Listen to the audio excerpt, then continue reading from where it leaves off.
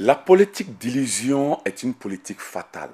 Elle conduit à la décadence, disait Émile de Girardin. Bonsoir à tous et bienvenue au quartier des arts. Pour vous, ce soir, nous recevons Moussa Serge Dao. Bonsoir Moussa Serge Dao. Bonsoir, monsieur Meda, Vous êtes... et recevez le salut fraternel des anges du Burkina Faso. Les anges, c'est les membres de la communauté qui entendent naître autour de cet ouvrage. Et c'est l'abréviation de Alliés de la nouvelle génération. Merci. Oui, merci. Vous êtes ingénieur socio-économiste de développement rural, consultant indépendant, acteur de la société civile et également auteur de cet ouvrage, Le Yangdisme. Et cet ouvrage fera l'objet de ce numéro ce soir des Quartiers des Arts. Cet ouvrage est sous-titré également Théorie et principes d'une intelligence collective pour l'avènement de la société burkinabé nouvelle. Alors, pour commencer le numéro, nous sommes tentés de vous demander que signifie le concept yangdisme. Mais le concept yamdisme vient d'une expression d'une langue burkinabé, le moré notamment, qui vient de Kam Sinyangda, Kamba Sinyangda, ça veut dire génération montante, génération nouvelle, jeune génération en croissance. Et c'est de cette expression qu'on a tiré le Yangda pour créer le Yangdisme, pour traduire un peu euh, notre vision de ce qu'il faut pour l'avènement du Burkina Nouveau. C'est ça. Et pour entrer dans le contenu de votre ouvrage, vous dites dans le chapitre 1 que le Burkina est à la croisée des chemins au regard des crises économiques, sociopolitiques, de l'incivisme, du non-respect de l'autorité. Alors pour vous, quelles en sont les causes? Dans le livre, il est bien dit, les causes, il y a deux types de causes. Il y a les causes lointaines et il y a les causes immédiates. Parmi les causes lointaines, on a cité la confusion qui a été faite dès le départ entre occidentalisation et modernisation. Ceux qui ont pris le pays aux indépendances ont voulu nous assimiler à des blancs qu'on ne pourra jamais devenir. Et du coup, ça faussait un peu aussi l'orientation qui a été donnée. On se rend compte aujourd'hui qu'on doit adapter notre modèle sociétal à nos réalités socio-économiques et culturelles, et ce qui n'a pas été fait. Deuxième cause lointaine, c'est aussi le clanisme, la division. Le fait que dans l'ancienne génération, les leaders n'ont jamais pu s'unir pour dire oui ensemble pour l'intérêt de la nation. Et cette division basée sur l'égoïsme en général continue et à se perpétuer à travers les jeunes générations qui se rangent derrière un camp ou un autre. Ça, c'est les causes lointaines. Les causes immédiates, c'est cet immobilisme, c'est-à-dire le fait qu'une génération est arrivée à son cycle, mais qui se maintient.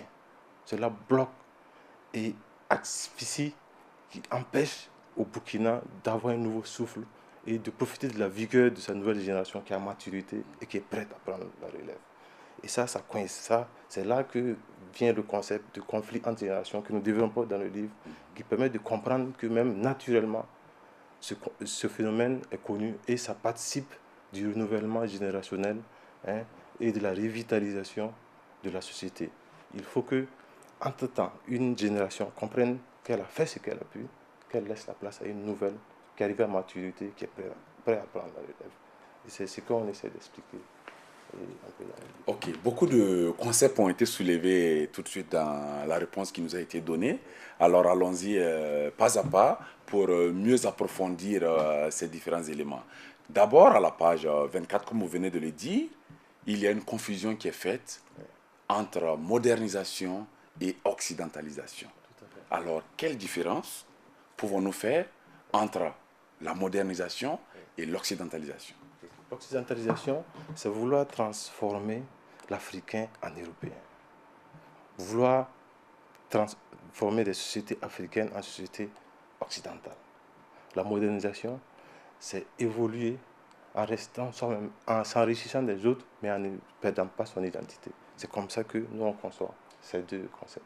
Changer l'Africain en Européen, cela va sans dire que il y a un changement de mœurs qui s'opère. C'est ce que vous voulez dire? Tout à fait. Ok. Il y a le changement de mœurs et Mhm. même au niveau de la mentalité. Par exemple, je prends un exemple très simple. Quand je vois qu'aujourd'hui, nos pauvres parents qui n'ont pas eu la chance de faire l'école ont honte de parler le français parce qu'ils ont peur de faire des fautes, ça c'est déjà des aliénations qui les donnent des complexes d'infériorité. Pourtant, ce n'est pas les langues. Il n'y a pas de honte à ne pas bien parler le français. Mais plutôt, il y a de quoi avoir honte à ne pas bien parler sa langue maternelle. Ça devrait être comme ça. Ok. Et vous avez tantôt parlé de cycle, des hommes politiques ou des générations qui ont bouclé leur cycle. Alors, c'est quoi cette question de cycle quand il s'agit d'hommes politiques ou voilà? En fait, c'est un principe naturel. Et chez l'homme, comme dans le règne végétal ou animal, c'est pareil partout. Il y a 3 phases, grosso modo, d'évolution dans la vie d'un être vivant. Il y a la phase de croissance, la phase d'apprentissage, il y a la phase de maturité et la phase de déclinaison. Et c'est ce qu'on appelait régénération, génération, dégénération. Et dans la société humaine, à chaque phase de la vie d'un citoyen correspond à un rôle bien donné dans la société. C'est pourquoi, dans le livre, on a catégorisé 3 groupes. La génération montante, ceux qui ont moins de 25 ans. La génération nouvelle, ceux qui ont entre 25 et 55 ans. Et l'ancienne génération, ceux qui ont plus de 55 ans. Nous disons que dans la fourchette du milieu, 25-55 ans, c'est l'âge où l'homme est arrivé à maturité. Parce qu'une génération, c'est autour de 25-30 ans, on le dit. Et à partir de ça, une génération arrive à maturité et doit prendre la relève, doit tenir la maison. Le Burkina se veut une famille et les parents qui doivent tenir la maison, mais pas les grands-parents. Parce qu'une maison qui est tenue par les grands-parents ne peut pas donner la bonne éducation aux enfants. Parce qu'entre grands-parents et petits-fils, on sait qu'il n'y a rien de sérieux. Et c'est ce qui se passe au Burkina aujourd'hui. Et donc, sans risque de se tromper, au Burkina, aujourd'hui, ce sont les grands-parents qui tiennent les rênes, qui tiennent la maison. Voilà, ce sont les grands-parents qui tiennent la maison. Pourtant, les fils, les enfants, donc les parents de leurs petits-fils, sont en maturité et qui n'ont pas les leviers pour avoir l'autorité nécessaire pour diriger ce pays. Il faut qu'ils comprennent qu'il est temps de passer à un autre rôle, pour jouer un autre rôle aussi noble et important, parce que le rôle de conseiller, partager l'expérience avec la nouvelle génération qui doit prendre les rênes du leadership. Et c'est valable partout, c'est pas dans le pouvoir seulement, c'est valable aussi bien dans le pouvoir, dans l'opposition, dans la société civile et même dans l'armée. Et donc, c'est au regard de tout ça que vous affirmez que l'insurrection n'a pas atteint ses objectifs. Parce que pour vous, l'insurrection était une aubaine pour une alternance, non pas politique, mais une alternance générationnelle. Tout à fait. Et quand on fait un regard dans le passé du Burkina Faso, depuis les indépendances, il y a eu 3 moments historiques comme ça, où il s'agissait au fond d'un conflit entre générations qui s'est dénoué. Malheureusement, ça s'est toujours fait avec violence, sans résultat. Dans les années 60, on en a connu le soulèvement populaire. C'était la manifestation d'un conflit entre une ancienne génération de l'époque et une nouvelle. Dans les années 80, c'était pareil. C'était le dénouement d'un conflit entre une ancienne génération de l'époque et une nouvelle génération qui était composée de Thomas Sankara, de Blaise Compaoré et des Roch et ceux qui sont encore pour actuellement. L'insurrection populaire était aussi la fin de ce cycle-là. C'était un moment, la vocation première de l'insurrection, c'était l'alternance générationnelle. Son esprit profond, c'était ça. Mais ça n'a pas été perçu. L'ancienne génération a manœuvré par des pratiques politiciennes pour se maintenir au pouvoir avec les millions et les manœuvres politiciennes dont ils sont maîtres. Mais en réalité, ils auraient dû comprendre que c'était le temps de prendre le repos. Parce que l'insurrection ne visait pas Blaise Compaoré seul, mais visait Blaise Compaoré et toute sa génération. Pour les mettre à la retraite. Je suis tenté de vous demander à qui la faute. La faute, à qui la faute? La faute est partagée. Elle est partagée parce qu'il faut reconnaître que les jeunes qui étaient au devant de cette insurrection-là, le leadership qui était au devant n'avait pas forcément la clairvoyance et ne voyait pas peut-être les choses comme ça, parce qu'il faut reconnaître aussi que l'insurrection, on ne prépare pas une insurrection. L'insurrection n'a pas été préparée comme ça. L'objectif de tout ce truc-là, c'était la soif d'un renouvellement générationnel des acteurs, mais qui n'a pas été perçu et qui a été mal négocié, qui a abouti à ça. Donc il y a la faute des leaders de la société civile, des jeunes, qui n'ont pas voulu prendre les responsabilités, mais aussi il y a l'envie de l'ancienne génération de vouloir coûte que coûte être à la place de leurs camarades qui pourtant s'est imposé à eux comme les champions depuis des années et qui n'ont pas pu combattre et qui ont profité de la victoire des jeunes générations. Donc la faute est un peu partagée. Mais justement, c'est pour ça qu'après insurrection, résistance, transition, élection et désillusion, nous, on était amenés à réfléchir dans les échanges avec les camarades, entre insurgés ou non insurgés, en tout cas des jeunes générations, à échanger. Et il nous fallait commencer par trouver le plus simple, c'est-à-dire une boussole. Et nous l'avons trouvé, le Yangdisme. Et nous pensons qu'avec ça, nous pourrons créer cette intelligence collective-là, avec les jeunes générations de tous les bords, et peut-être avec l'appui même de certaines de l'ancienne génération et des générations montantes, pour mettre ça en œuvre d'ici à 2020. Parce que pour nous, l'échéance est 2020 et ça commence maintenant. Et vous y croyez fermement qu'en 2020, on pourra parvenir au yangdisme ou une alternance générationnelle? Une alternance générationnelle pacifique et démocratique est bien possible. Nous sommes conscients que ce que nous essayons de faire actuellement n'a jamais été essayé par personne au Burkina Faso. Mais nous y croyons et nous pensons que c'est réalisable.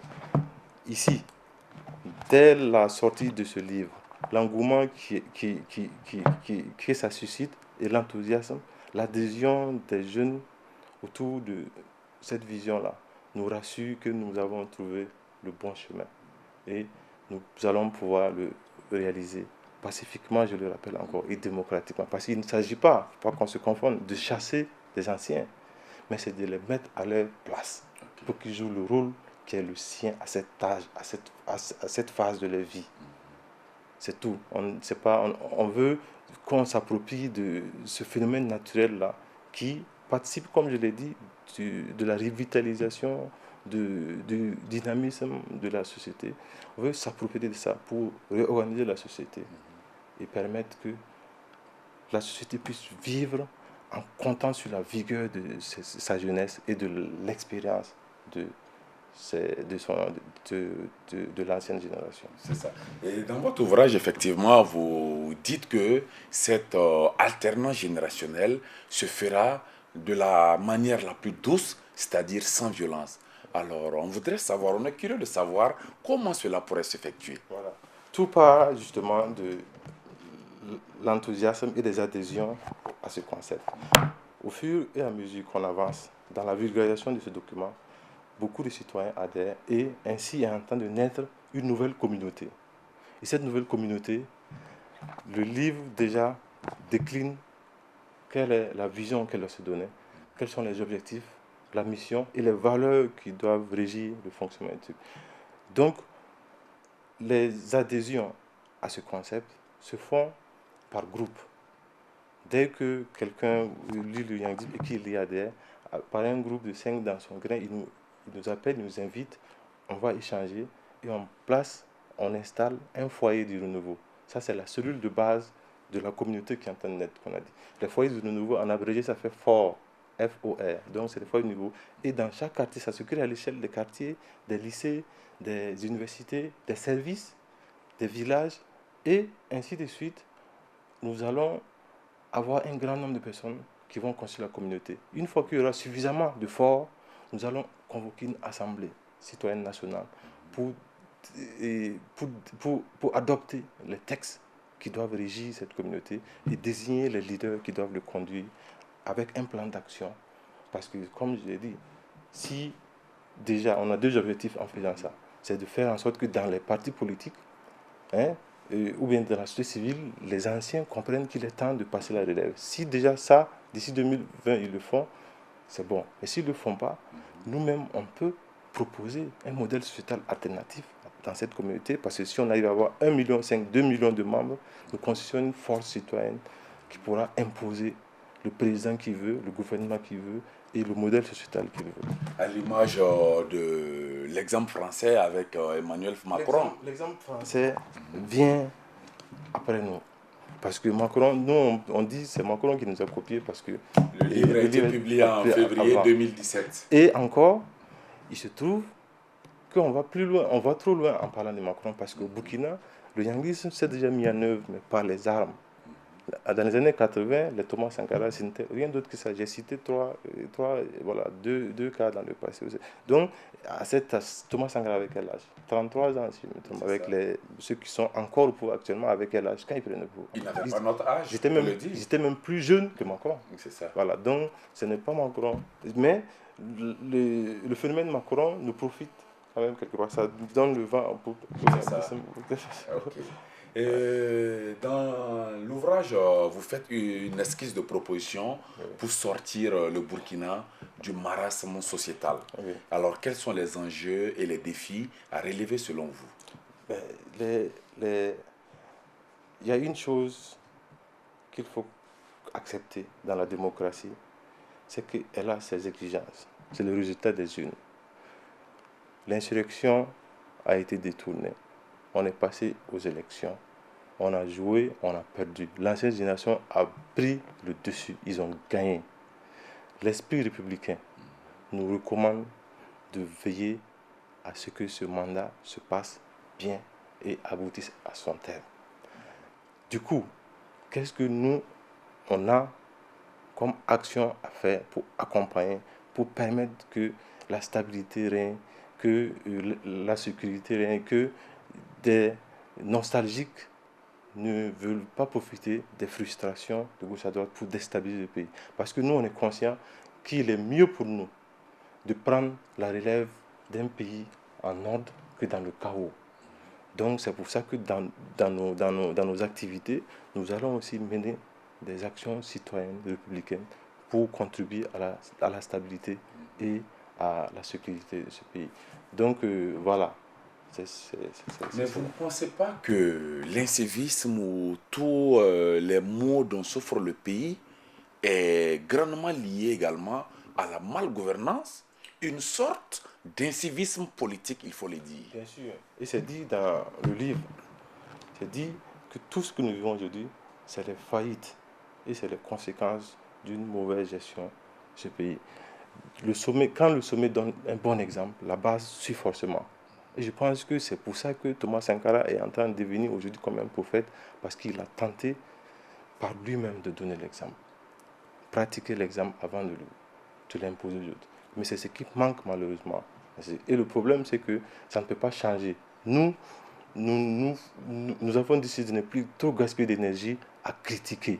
Nous sommes en train de construire une alternative. Et cette alternative, ce processus-là redonne de l'espoir à beaucoup de jeunes qui croient en ce que nous avons proposé. Et ensemble, je pense que les jeunesses de tous bords, que ce soit de l'ancien régime, du nouveau régime, ou bien de l'opposition du pouvoir, ou bien de la société civile, les jeunes générations même de l'armée, ensemble, si on se fédère dans une synergie d'action, on peut arriver à prendre la relève pacifiquement, par le nombre. Parce qu'on voit, on le sait, ils ont des millions aujourd'hui. On ne va pas rentrer comment ils ont eu ça, mais nous sommes des millions. Les jeunes générations sont des millions, et face à leurs millions, notre nombre est notre force. Comme on le disent certains. Oui. Toujours dans le livre, vous avez procédé à travers le concept dont vous êtes le géniteur, le yangisme. Alors, vous avez procédé à une catégorisation de la société. C'est vrai, tantôt vous avez parlé des différentes phases du yangisme. Pouvez-vous revenir avec plus de détails, n'est-ce pas, sur ces différentes phases de cette catégorisation sociétale du yangisme? En fait, effectivement, on a fait que diviser la société en 3 grandes catégories. C'est comme je disais, les citoyens de moins de 25 ans sont la génération montante. Eux, dans la communauté, on les appelle les As de l'Ange, les alliés stratégiques de l'Alliance de la nouvelle génération de Burkina Faso. Et il y a les citoyens de 25 à 55 ans. Et 55 ans même, on est allé un peu trop au-delà parce que l'expérience de vie au Burkina autour de 50 ans. Mais comme c'est un concept nouveau, il ne faut pas trop brimer. On a pris la plus grande marge Pour ne pas exclure c'est certains ça. voilà, qui ont contribué comme la lutte et qui peuvent toujours. Voilà, donc c'est ça. Donc c'est pas figé, c'est juste indicatif. Mais c'est pour dire qu'il y a trois grandes catégories. La génération montante, citoyens de moins de 25 ans, la génération nouvelle, 25 à 55 ans, et l'ancienne génération, plus de 55 ans.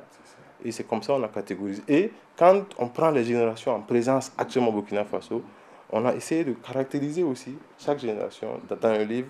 Et justement, bon, on invite ceux qui veulent en savoir plus C'est ça, à découvrir. voilà, Ok. Mais ce qu'il faut retenir, c'est que au-delà de la génération, disons, montante, la génération montante, c'est de moins de 25 ans et la génération nouvelle. Alors donc, c'est en principe pour les membres de la génération nouvelle de tenir, n'est-ce pas, la maison. Commune. Voilà, la maison commune. Et donc, tous ceux qui seraient dans la tranche d'âge au-delà de 55 ans devraient être voilà, dans un autre rôle social, dans un autre conseil de partage d'expérience. C'est ça. Et même d'aider les parents qui doivent tenir la maison à éduquer les enfants. C'est ça. Dont les petits-fils, à passer le truc. Et justement, je vous dis quelque chose qu'on observe dans nos institutions ici. Vous n'avez pas remarqué que c'est bizarre que ce soit les anciens qui soient à la tête de nos institutions et c'est les jeunes qui sont les conseillers. C'est ça. Oui, c'est pas bizarre, c'est pas normal. Ça devait être, c'est pas les vieux, c'est pas les anciens qui doivent être dans l'action et les jeunes conseillers. C'est plutôt les jeunes qui doivent être dans l'action et les anciens conseillers. Mais vous ne craignez pas de fâcher parce que quand on regarde la scène politique burkinabé, nous avons effectivement la plupart de ceux qui tiennent voilà, le rôle qui sont dans la catégorie qui devait être ceux qui devraient nous conseiller. Parce que vous voyez que nous avons, il ne faut pas avoir honte de le dire ni peur de le dire, des gens qui depuis 1987 sont aux commandes qui jusqu'à aujourd'hui sont toujours dans la scène politique. Vous n'avez pas peur de fâcher? Non, on n'a pas peur parce que le message qu'on porte, c'est un message pacifique. Et ils ont même intérêt à nous accompagner, à nous prendre au sérieux parce que nous sommes la solution à leur retraite paisible. Parce que c'est qu'on voit, ce qu'on observe, si le yangisme n'est pas là, on ne sait pas qu'est-ce qui va advenir de ce Burkina parce qu'on entend partout, on voit tout ce qui se passe. Et je pense que cette solution-là, c'est une solution. Et ce qui est bien dedans, c'est qu'elle ne clive pas. Elle veut rassembler, fédérer des jeunes générations pour les orienter, les organiser et canaliser leurs frustrations et transformer leur énergie négative en énergie positive de construction pour ensemble prendre la relève pacifiquement et oser inventer l'avenir dans notre Burkina Faso. Dans la fin de votre ouvrage, vous parlez de la société burkinabé nouvelle. Alors, quelles sont les perspectives que vous avez pour cette société burkinabé nouvelle? La société burkinabé nouvelle, on a essayé effectivement de donner des grandes lignes de ce modèle sociétal alternatif que nous souhaitons. C'est en tenant compte justement de l'expérience du passé, de notre parcours. On se rend compte aujourd'hui que, par exemple, au niveau tradition, patrimoine culturel, notre identité, ce que nous sommes, nous pensons que la vraie société africaine, burkinabé notamment, on n'a pas besoin d'un poste de président du Faso. Ah bon? On n'en a pas besoin parce que la présidence du Faso est une institution importée et qui vient se mettre au-dessus de nos institutions traditionnelles qui sont les chefferies coutumières. Vous ne vous demandez pas souvent pourquoi en Angleterre on nous parle de démocratie, pourtant c'est une reine qui est la souveraine. Nous, c'est vrai, c'est différent avec 60 ethnies, d'accord, mais c'est là que le génie du Burkinabé doit le faire trouver une solution. Et nous avons trouvé cette solution en imaginant que toutes les chefferies coutumières se rassemblent sous forme d'un collège royal auquel on peut donner un nom. Dans le livre, il y a une petite explication avec des propositions même de dénomination. Un collège royal qui n'est que souverain, qui n'a que le pouvoir symboliquement, mais qui est la partie digne, la partie noble de notre État, que l'État doit donner les moyens à ces chefs-là, à ces gardiens de la tradition, pour magnifier ce que nous sommes et partager nos valeurs aussi avec le reste du monde. En plus, euh, euh, on peut se résumer à la place de l'institution président du Faso. Un premier ministre, ça suffit largement. Le parti qui gagne le plus de députés le truc, propose un premier ministre qui va auprès justement de ce collège royal-là, se prosterner pour prendre le pouvoir et avoir la bénédiction de ces gardiens de la tradition. Je pense que c'est en cela qu'on va décoloniser nos États, nos mentalités, et comprendre que cette logique dans laquelle on est installé va toujours nous mettre dans un complexe d'infériorité et de soumission. Notre rubrique tire vers sa fin. Alors, en un mot, dites aux téléspectateurs qui nous suivent ce qu'il faut retenir du yangisme, ce pourquoi ils doivent s'intéresser, n'est-ce pas, à cet ouvrage et où ils pourraient trouver les livres et à quel prix. Simplement, je dirais que le yangisme, c'est un concept qui vient à un moment historique du pays comme apporter un espoir, une solution pour le passage de témoins entre une ancienne génération qui a fait ce qu'elle a pu et qui ne peut plus, qui est à la limite de ses possibilités, mais qui reste accrochée, qui s'éternise simplement pour les privilèges, tout en ne pouvant plus supporter les charges qui sont les siennes. Et face à elle, il y a une nouvelle génération qui est la maturité, qui a soif, qui est en phase, qui a une vision en phase avec les réalités actuelles, qui peut bien conduire le pays, que les anciens les fassent confiance et qu'ils nous permettent. Il y a un proverbe qui dit, les jeunes doivent monter sur les épaules des anciens pour voir plus loin.